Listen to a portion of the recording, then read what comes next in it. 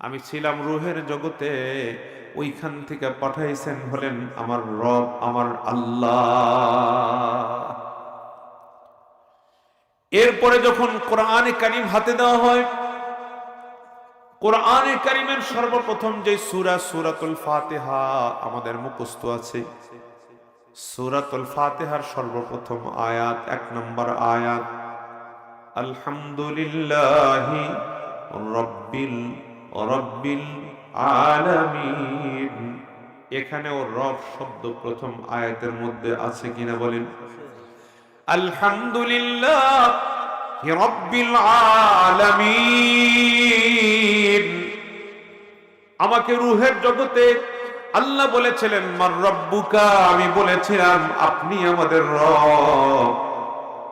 ওস্তাদের সামনে যখন বসাইছে, ওস্তাদ আমার মুখ দিয়ে উচ্চারণ করাইছে সর্বপ্রথম রব্বি জিদনি ইলমা, আমাকে আমার রবের সাথে পরিচিত করায় দিয়েছে। কথা বুঝাইতে পারলাম কিনা বলেন? রবের সাথে আমার পরিচয় করায় দিয়েছে।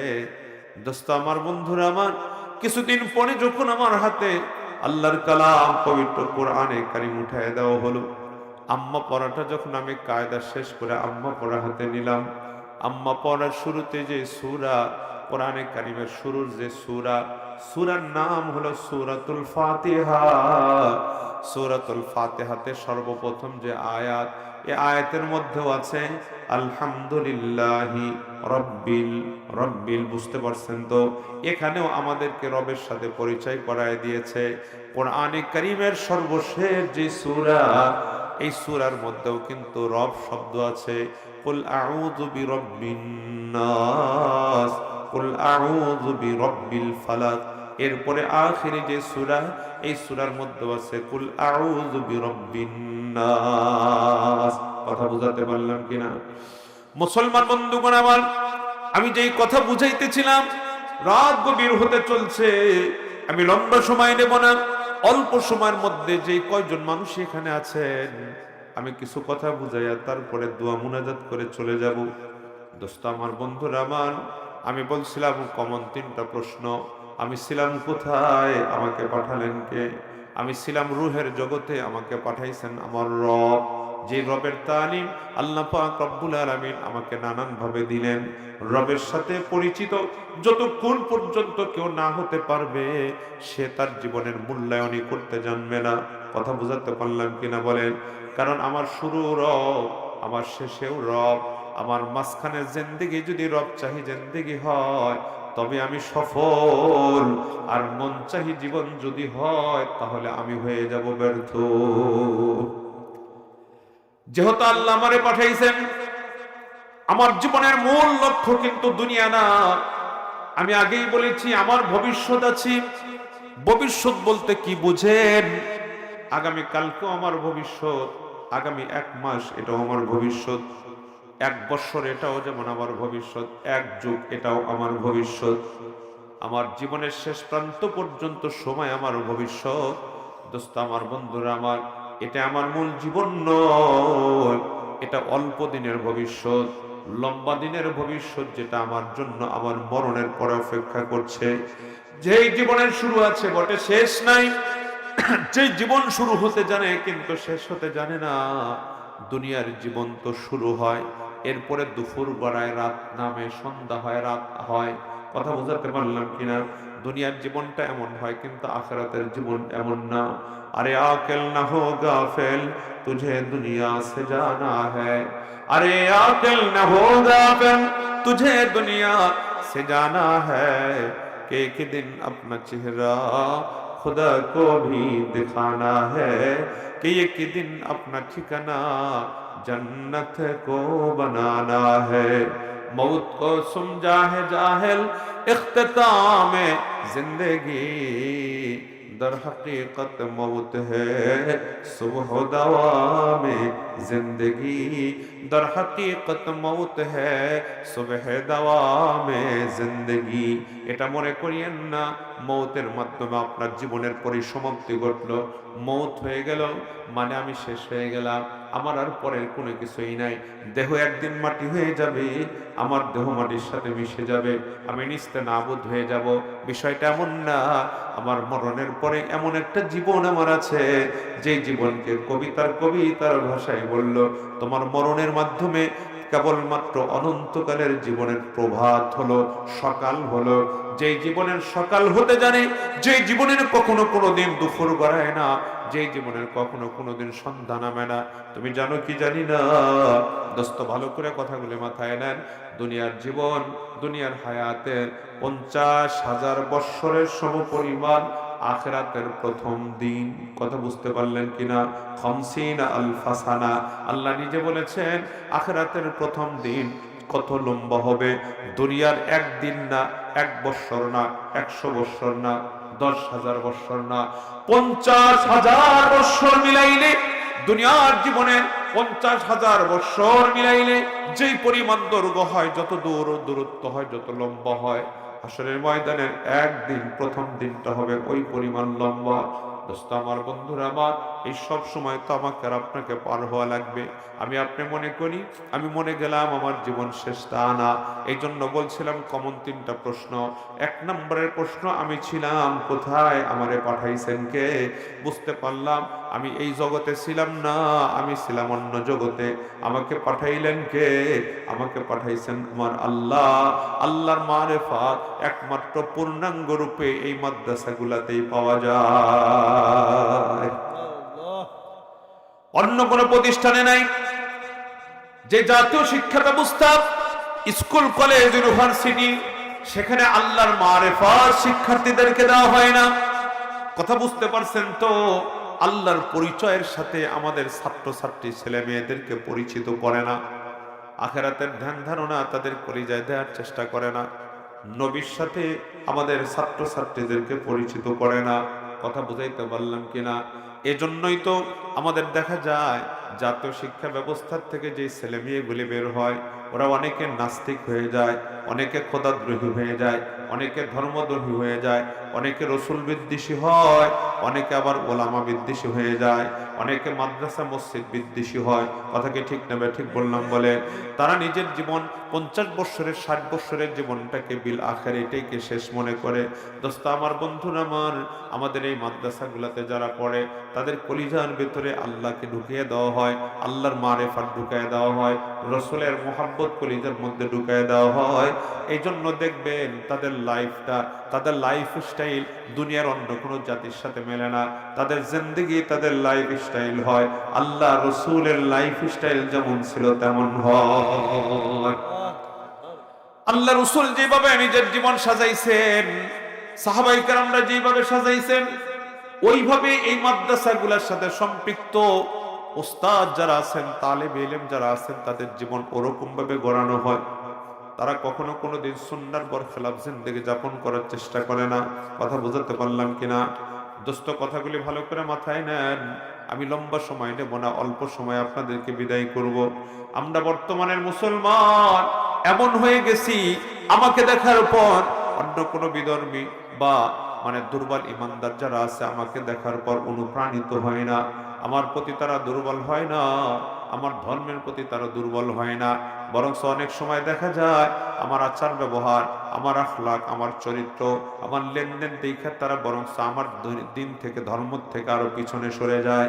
আমার ধর্মের প্রতি তারা অনুপ্রাণিত হয় না। কথা বুঝাতে পারলাম কিনা বলে? এই হলো আজকে আমাদের মুসলমানদের হাল। আমরা নাম করতে মুসলমান, ইসলাম এবং কোরআন আর সুন্নাহর সাথে আমাদের সম্পর্ক নাই বললেই চলে।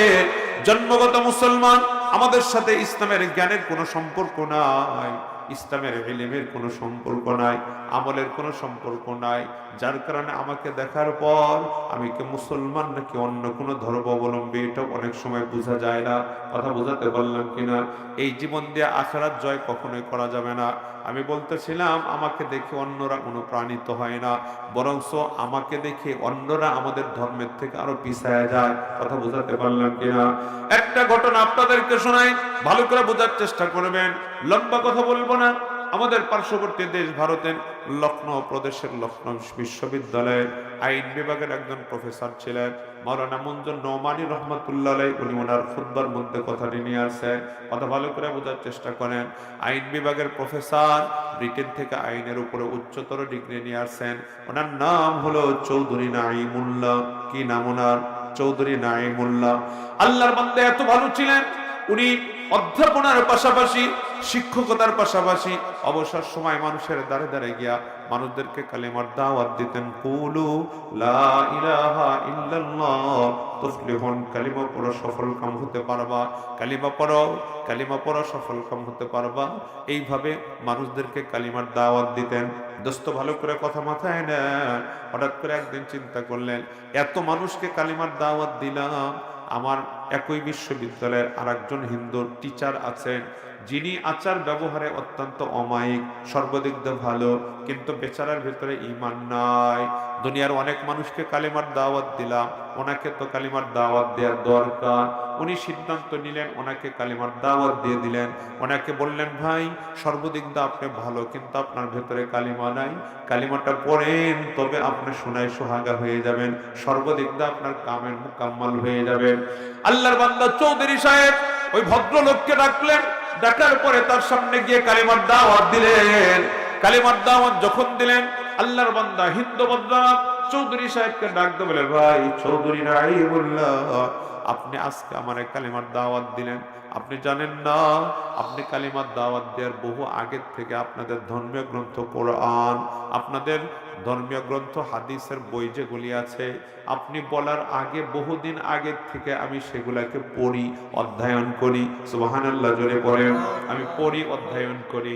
আমি যে কোরআনে কারীম শুরু থেকে শেষ পর্যন্ত কতবার পড়ছি, কতবার ভিতরে ডুব দিছি, তার কোনো হিসাব নাই। আমি যত পড়ি ততই আপনাদের দ্বীনের সততা আমার কাছে দিবালোকের মতো ফুটে ওঠে। চিল্লায়া সবাই সুবহানাল্লাহ পড়ে। যত পড়ি ততই ভালো লাগে, যত পড়ি আপনাদের ধর্মের প্রতি ততই দুর্বল হয়ে যায়, ততই কেমন যেন আপনাদের ধর্মই যে সত্য এ কথা আমার কাছে দিবালোকের মতো স্পষ্ট হতে থাকে। আল্লাহর বান্দা এমন করে বলতেছিলেন, যত পড়ি ততই দুর্বল হই, ততই আপনাদের ধর্মের প্রতি আমি অনুপ্রাণিত হই। হাদিসের ভান্ডারে যতই ঢুকি ততই আমার আপনাদের ধর্মের প্রতি অনুপ্রাণিত হই, ততই ভালো লাগে আমার। দোস্ত আমার, বন্ধু আমার, আল্লাহর বান্দা ডাক দিয়ে বলেন, আমি কোরআন পড়ে পড়ে, হাদিস পড়ে পড়ে আপনাদের ধর্মের সততার ব্যাপারে শতভাগ নিশ্চয়তা আমি নিশ্চিত আমি হতে পেরেছিলাম। আমি মনে মনে মনস্থ করেছিলাম আমার ধর্ম চেঞ্জ করে আপনাদেরটা গ্রহণ করব, কিন্তু আমি আপনাদের কোরআন এবং হাদিসের সাথে আপনাদের মুসলমানদের বাস্তব আমল যখন মিলায় দেখছি, মিলায় দেখার পরে দেখছি কোথায় কোরআন, কোথায় হাদিস, আর কোথায় তাদের জীবন।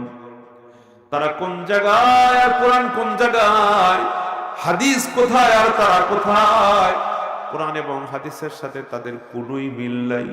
কথা বুঝতে পারলেন তো? কোনোই মিল নাই। আকাশ আর পাতালের মতো ব্যবধান। তো কুজাও সুন্নতে আহমদ কুজা, তো কুজাও সুন্নতে আহমদ কুজা, বা মুহাম্মদ কাইবুয়াদ নিসবুতুরা, বা মুহাম্মদ কাই সাজাদ নিসবুতুরা, रह गया और उसमें आजा रूह बिलाली ना रही, रह गया और उसमें आजा रूह बिलाली ना रही, फलसफा रह गया तलकीने गजाली ना रही, फलसफा रह गया तलकीने गजाली ना रही, उलाइका आबाई फजीनी बिमिस्लिहिम इदा जमातना या जरीरुल मजामिउ। দোস্ত, তুমি কোথায়? তোমার রসুলের সুন্নাহ কোথায়? তুমি কোথায়? তোমার কোরআন কোথায়? তোমার জীবনের সাথে কি তোমার কোরআনের মিল আছে? কোরআনের সাথে কি তোমার জীবনের মিল আছে? হাদিসের সাথে কি তোমার জীবনের মিল আছে? মাথার থেকে নিয়ে পা পর্যন্ত মিলাইলে কোনো জায়গায় তো মিল দেখা যায় না। তোমার ব্যক্তি জীবনে মিল নাই, তোমার পারিবারিক জীবনে মিল নাই, তোমার সবার জীবনে কোরআন হাদিস নাই, তোমার ব্যবসায়িক জীবনে কোরআন হাদিস নাই, তোমার রাজনৈতিক জীবনে কোরআন হাদিস নাই, তোমার চাষাবাদের জিন্দেগিতে কোরআন হাদিস নাই।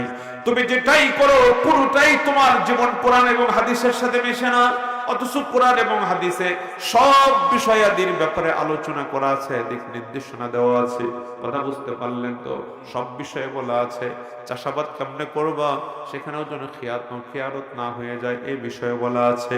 চাকরি কেমনে করবা এই বিষয়ে দিক নির্দেশনা দেওয়া আছে। তুমি রাজনীতি কেমনে করবা এখানে ইসলামের সাজেশন আছে। কথা বুঝাতে পারলাম কিনা?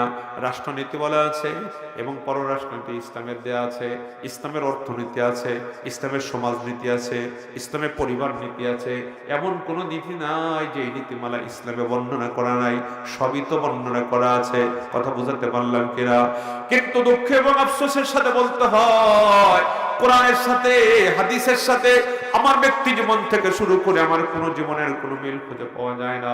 আল্লাহর বান্দা চৌধুরী সাহেবকে ডাকতে বলে, ভাই ভালো করে কথাগুলি মাথায় না। উনি বলেন, আমি কোরআন হাদিস পড়ে বড় অনুপ্রাণিত হয়েছিলাম, কিন্তু আপনাদের মুসলমানদের আমল দেখে পিছায় গেছি, আর আগাতে পারি না। চৌধুরী সাহেব ডাক দিয়ে বলেন, কি হয়েছে কিছু বলেন, আপনার কথার থেকে আমি কিছু বুঝতে পারবো এমন কিছু বলেন, না জানি কি ঘটেছে। আল্লাহর বান্দা তখন ডাক দিয়ে বলে, শুনেন, আমার বাড়ির সামনে একটি ছোট্ট নদী বহমান, ছোট্ট একটি নদী বয়ে চলে যায়। সেই নদীর পানি সুন্দর, পরিষ্কার পরিচ্ছন্ন পানি নদীতে বয়ে যায়। নদীর পাশে যেই জাতি বা যেই বসতি, যেই নদীর পাশে যারা আছে, এরা হলো আমরা হিন্দুদের হিন্দু প্রজাতির মানুষেরা নদীর পাশে বাস করে। এই এলাকা আমাদের হিন্দু ঘরানা মেয়ে লোকেরা, আধা বয়সী যুবতী নারীরা অনেক সময় গোসল করার জন্য নদীতে নামে। তাদের গায়ে কাপড় অনেক সময় পুরোপুরি থাকে, অনেক সময় থাকেও না, খোলামেলাও অনেক সময় তারা গোসল করে। কিন্তু সুন্দর শানবান্ডা ঘাট আছে, রাস্তা করা আছে, মানুষেরা প্রয়োজনে হাঁটাহাঁটি করে। আর কিছু মানুষ এখানে মেয়ে লোকেরা যখন নদীতে উলঙ্গ দুলঙ্গ হয়ে গোসল করতে নামে, অনেক যুবক ছেলেরা তাদের এই দৃশ্যকে অবলোকন করে, দর্শন করে, দেখে, উপভোগ করে। আমার প্রয়োজনে আমি যখন এই দিক দিয়ে হাঁটাহাঁটি করি, আমি বারেহা দেখেছি, একবার নয় বহুবার দেখেছি। আমি আর চোখে ফিকির করেছি, আর চোখে দেখেছি এই লোকগুলি কারা। এই লোকগুলি কারা? যারা নদীর পাশে বসে এই মেয়ে লোকদেরকে দেখে, তাদেরকে উপভোগ করে।